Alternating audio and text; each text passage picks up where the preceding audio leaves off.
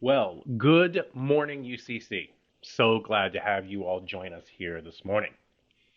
Now, today we are going to continue our series looking at the 9 values listed on our website. And last week we talked about serving and how serving should be at the heart of what we do, serving as our joy. And today we're going to talk about almost the other side of that coin, if you were, maybe. We're going to talk about how generosity is our heart. Now, up top, I just need to acknowledge the awkwardness of this subject because we're going to talk about giving a lot. And the church has a kind of bad history when talking about giving. So many people think the church is just wholly focused on getting money, all of that.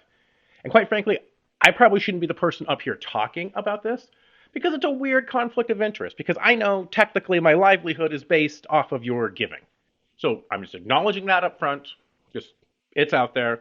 Let's kind of take all of what I'm saying moving forward with that in the back of your head. So that's all good. Okay.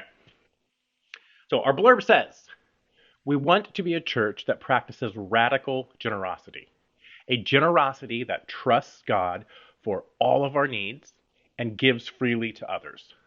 We want to be generous with our finances, resources, time, and talents. As a community, we want to share what we have freely to accomplish the vision God has set before us. So, the way this starts, we want to be a church that practices radical generosity, a generosity that trusts God for all of our needs and gives freely to others. So, last week and this week, they really do go hand in hand. Generosity has to come out of our desire to serve. Those two flow interchangeably. And I love the phraseology that's used here, radical generosity, because it does kind of feel radical and it does look weird to others. I don't know if your TikTok algorithm is full of this, but I get a ton of Caleb Hammer stuff that pops up. For those of you who don't know, he's a kind of finance guy who helps people get out of debt. And every time someone is on who regularly gives to an organization, to a church, who tithes, he respects it, but he gets frustrated by it. He just doesn't understand it because this doesn't make sense to a lot of people. And I 100% get it. For the big reason, churches have had the notoriously bad reputation about money. I mean, just in the last 2 weeks, there have been some pretty big stories. You had a pastor drive his Bentley onto stage to show the congregation that this is what God wants for him, is to, for the church to have this car. And so someone asked the logical question of, can I drive it? Let me tell you, I thought this man was going to break his neck. The way he spun around was like, nope, absolutely not. You cannot drive this car. And then there was another story of a church was doing a fundraiser and people were coming up and like giving their gifts to it. And a lady came up and gave $1,200. And the pastor shamed her, saying, hey, we asked people to give $2,000. Why are you only giving this? So it's stories like this that really make people distrust the church and make people not want to help support the church. And I get it. I wouldn't want to support anything like that. And so I just want to give a quick note about transparency here at this church. Anyone who wants to know what money is spent on absolutely can see that. All of our records are open. You can come in, talk to me, talk to people here that are here during the week. We can show you what's money spent on. Absolutely all of that. Our books are full open because we want you to know how funds are being spent. We want to show you just how we are trying to be good stewards of the funds, the resources, the things we have here. Because it's not our money, and in practicality, it's not your money. It's God's money. And so we just want to full open with that. Please come look if you have questions, if you're worried about what money's being spent on. Please come in, talk. We can go through all of that. Okay, that's my aside. Now back to this idea of radical generosity. It doesn't become weird if we trust God and trust in God's mission. So last week we talked a lot about partnering with God, about how we're called to step up and be kind of co-laborers in this great work. And generosity is often how we do that. This becomes the method, the need of how we can co-labor with God. And let's go on to the next line here. We want to be generous with our finances, resources, time, and talent. So often when we talk about being generous, we think money. That's what we think about. And yes, that is important. I think our elders would get very mad at me if I came up here and said, like, money's not important, because it is. We need it to run. But there are so many other ways in which you can be generous. You can be generous with time. I know there are so many people out there who do this. Amber, for example, was one. I thought she was a paid staff member for a while because she was here so much doing stuff. She's not. She's just volunteering her time. You can volunteer things, items, knowledge. Someone like Tim, who is here maybe more often than I am. I can't tell you how many times I've shown up here really early. Tim's already here doing something. Or I'm getting ready to leave, turning all the lights out, and I hear some bangings in some corner of the church. I'm like, well, that's either we're getting robbed, that's a ghost, or it's Tim. And I really hope it's Tim, because I don't get paid enough to deal with those other things. But he's here donating time and knowledge and things. He's changed all the light bulbs here recently. That is being generous. You can be generous with talents, with things that you know how to do. Kat is a great example of that. He knows technology much better than I do, knows how to run ProPresenter, knows how to do a bunch of this stuff. And how many times have I been struggling to do something and I've had to madly call him and we're FaceTiming and he's trying to talk me through something?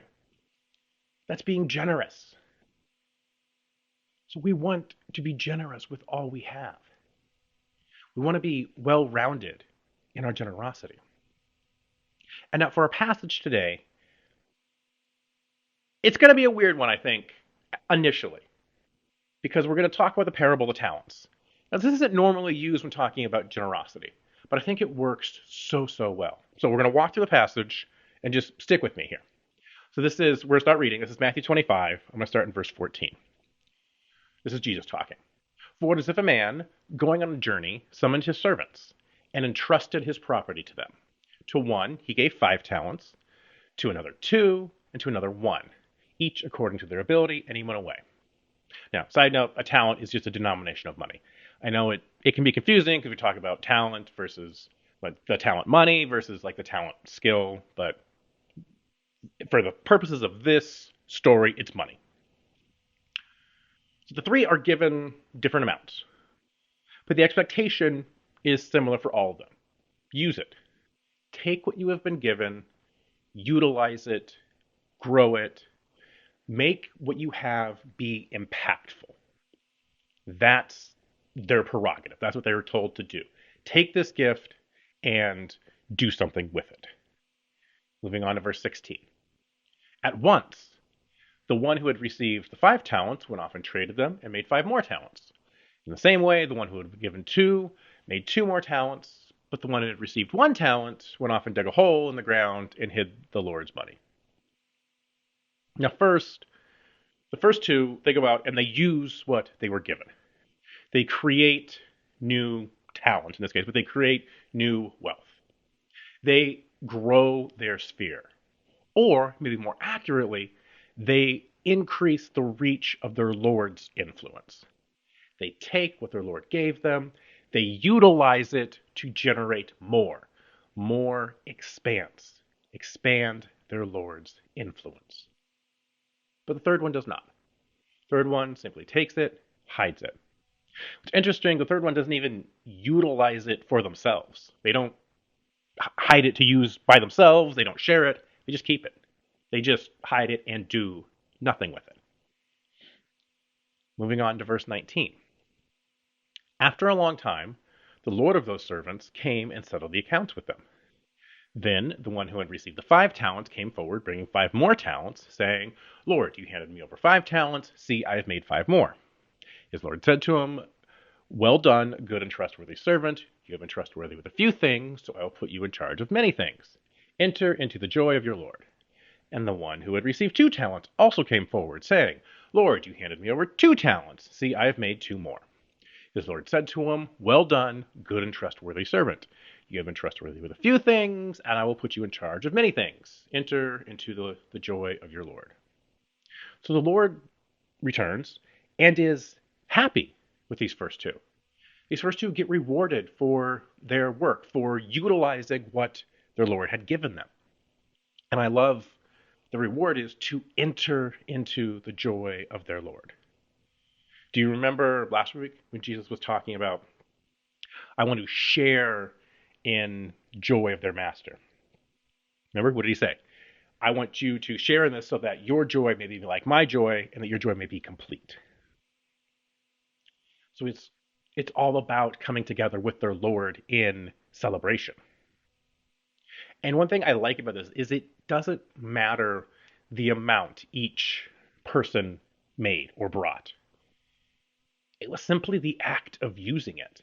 It was sharing it with others, and then it will grow. Each is praised the same. The one that made 5 isn't elevated above the one that made 2. They both went out, utilized it, shared it with others, and so they're praised. Now, what about our third guy? Well, let's keep reading. Verse 24. Then the one who had received the 1 talent also came forward, saying, Lord, I knew you were a harsh man, reaping where you did not sow, and gathering where you did not scatter. So I was afraid, and I went and hid your talent in the ground. Here's what is yours. But the Lord replied, You wicked and lazy servant. You knew, did you, that I reap where I did not sow, and gather where I did not scatter? Then you ought to have invested my money with the bankers, and upon my return, I would have received what was mine with interest. So he took the talent from him and gave it to the one with 10 talents. For those who have more will be given, and they will have an abundance. But those who have nothing, even what they have, will be taken away. I love how this third person starts out this conversation. Starts out defensive right away. If you have to start your explanation with a okay, so kind of explanation, you're cooked already. It's done. You know you've messed up. And what I think is interesting here is that he doesn't do anything with what he's given. He just hides it, gives it back, and the Lord is angry, saying, "Hey, if you were afraid of losing, if you're afraid of going out, utilizing it would cause you to lose it, then at least do something safe with it. At least use it a little bit." But you wasted all of what you were given. You could have used this to further your Lord's reach, but you didn't. And so he doesn't get this reward. I want to take just a brief second and talk about verse 29 here, because I think this verse gets misused a lot. So let's read it again. This is verse 29. For to all who have, more will be given, and they will have an abundance. But to those who have nothing, even what they have will be taken away. This is not a promise that if you give, that you will be repaid more for what you give. So often I feel like this verse is used to trick people into giving, into thinking, hey, this is the way I become rich. If I give more, I will get more back and I will be rich. Yes, we believe and trust that God will take care of us when we are generous. But this is not a magic formula. This is not something that we use to get rich. If you are giving just so that you can think you found a loophole in the system that you will get rich in return, you're giving for the wrong reasons. That's not why we talk about being generous. So, okay, well, the logical question is, why are we generous? Well, the last line of the blurb on our website sums it up. As a community, we want to share what we have freely to accomplish the vision God has set before us. We give, we're generous, because we believe in God's vision. We give and are generous here at this church because we believe in what God is doing. We believe in the vision God has for this church. We give to organizations because we believe in what they are doing. We believe they are doing things to further God's kingdom.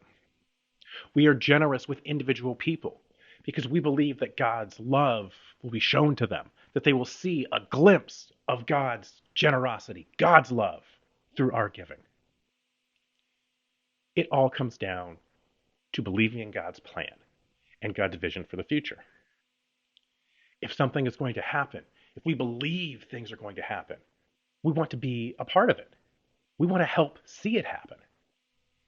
So then we're generous with our time, our resources, and our talents because we want to see this promised future come to fruition.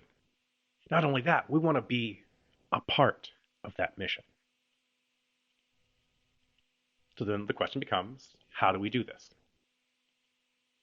How can you be generous in the coming weeks? Well, this next few weeks are an easy time. This is kind of a cheat code with the holidays coming up.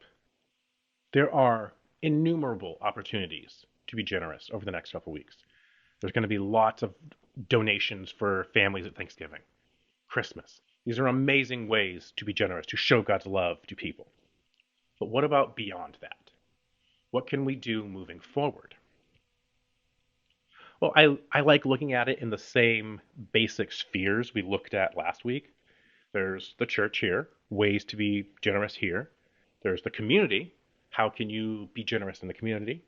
And then there's the personal realm. Who are the individuals around you that you can show generosity to? Examine those three spheres. Really give an honest examination of yourself. Would you say you're generous in those spheres? Would other people say you are generous? Ask yourself, how can you live a life of generosity? Giving of yourself for the betterment of others, for the betterment of our community, the church, and of yourself. So ask yourself, how can I give of myself to further the mission of God?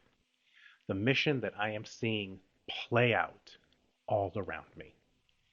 How can I get involved and be part of this great mission?